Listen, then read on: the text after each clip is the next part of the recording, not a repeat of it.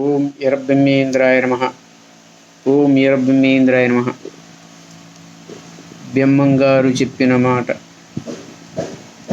వేదాంత చక్రం ఎలా ఉంటుందంటే, నాయన వారి నమ్మిన వాళ్ళకి ఎవ్వరికి వేతరువు ఉందు, కానీ ప్రతి ఒక్క సోమవారం నాయన వారి పూజలో ఉంటుండాల.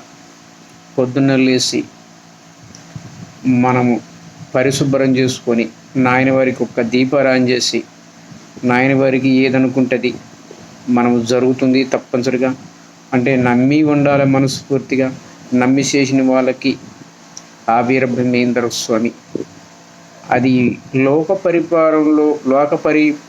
పరిపాలనలో ఏం చెప్పిందో మనం అందరం చూస్తున్నాం. కాబట్టి మనం ఇంటికి కూడా అలానే జరుగుతుందని ఒకటి ఊహించాల. వీరబ్రహ్మేంద్ర స్వామిని నమ్మిన వారికి ఎవరికీ తరుగుందు. జై వీరబ్రహ్మేంద్ర స్వాముల వారికి జై.